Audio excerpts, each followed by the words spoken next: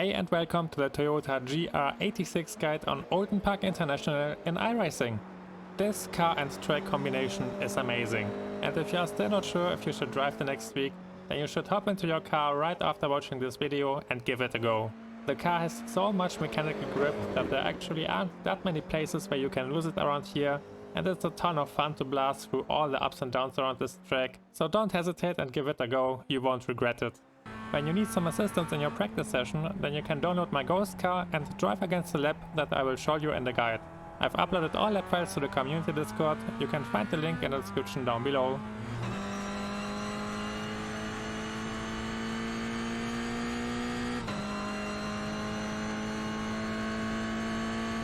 Stick to the left edge of the track and use the banner ad on the wall as marker for braking.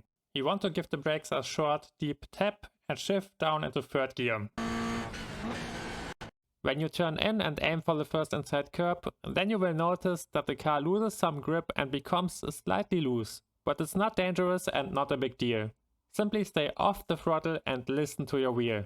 You will feel how the load of the car shifts around, and as it shifts to the front left, you will feel how the grip comes back, and that will be the moment where you can step on the throttle again. In this car it's important to be aggressive on the throttle, because it slows down quite a lot when you coast for too long. In this turn it means that you want to be back on the throttle and go flat out again before you reach the inside curb.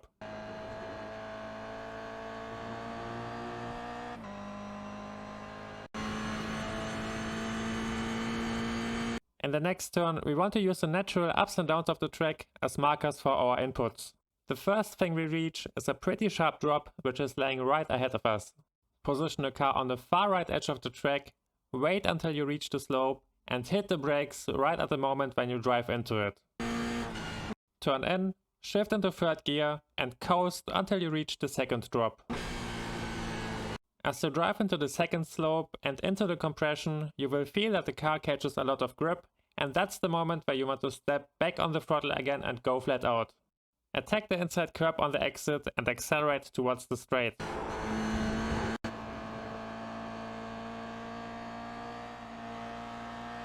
It doesn't look huge, but this upshift has a big impact on your next braking zone.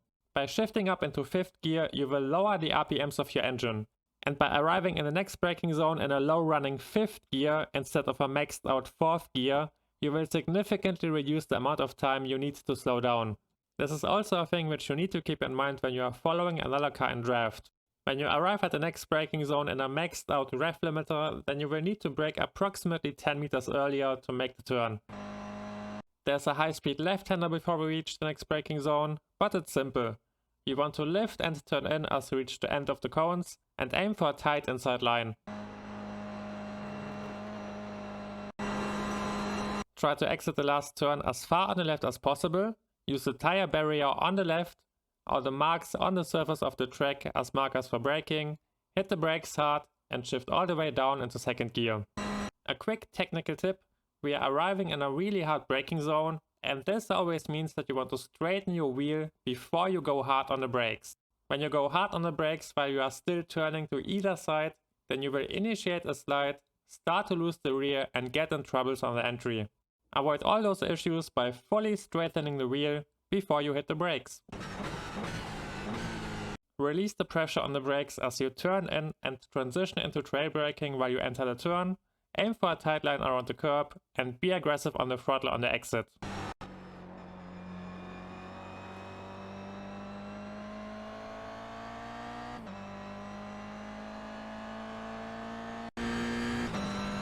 Position the car on the right edge of the track for the upcoming chicane. Use the marshal booth on the right as marker for braking, or, and that's what I am doing, the white marks on the track itself, because they're already in your line of sight when you are looking for the upcoming entry.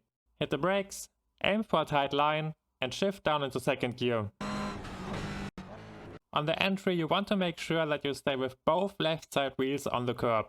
Driving further to the left will make the car hook into the curb, which then throws you a bit around. It won't make you crash, but it will mess up your exit, which obviously is not our goal, so keep it clean and stick to the curb. As always in this car, you don't want to coast for too long. Transition immediately onto the throttle and aim for a tight line around the barrier. Now, the cool thing about this car is that you don't need to hit this tight line to make the turn. It has so much grip that you can also go for a slightly wider, less risky line and you will still make the exit.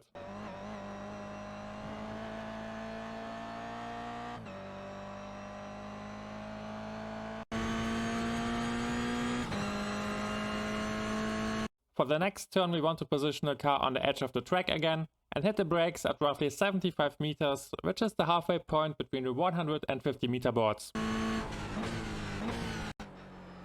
Aim for a precise entry and engage the throttle to roughly 50% to push the car through the chicane. For the left-hander it's enough when you lift again, you definitely don't want to touch the brakes around here.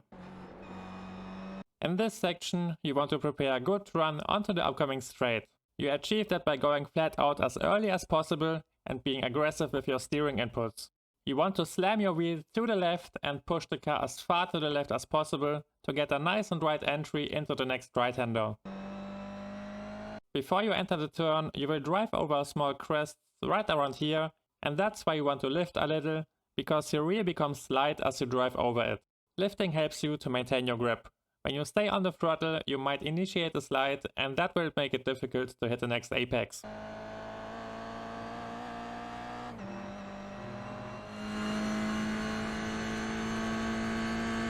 For the next high-speed double right-hander, you want to position the car on the far left edge of the track again, and I'm using the tree on the left side as marker for braking here. Give the brakes a short tap and shift down into third gear. In this turn it's all about maintaining your speed.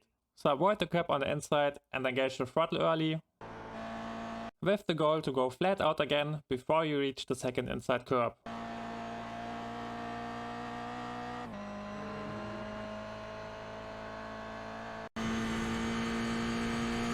For the last turn you want to hit the brakes at the halfway point between the board on the left and the marshal booth which you can see in the distance. Keep your wheels straight, hit the brakes hard and shift all the way down into second gear.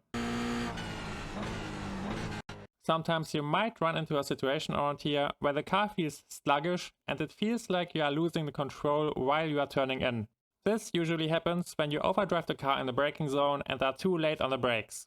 You can diffuse that situation by opening the wheel again, getting back on the brakes to decelerate the car a bit further, and then attempt another turn in with a slightly wider apex. You should not try to force a turn in while the car becomes loose, because then you will have a hard time to make the turn.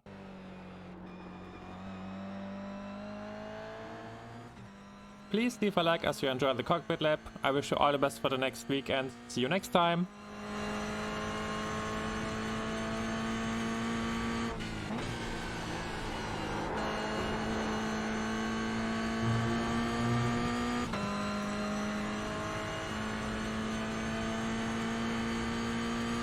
Okay.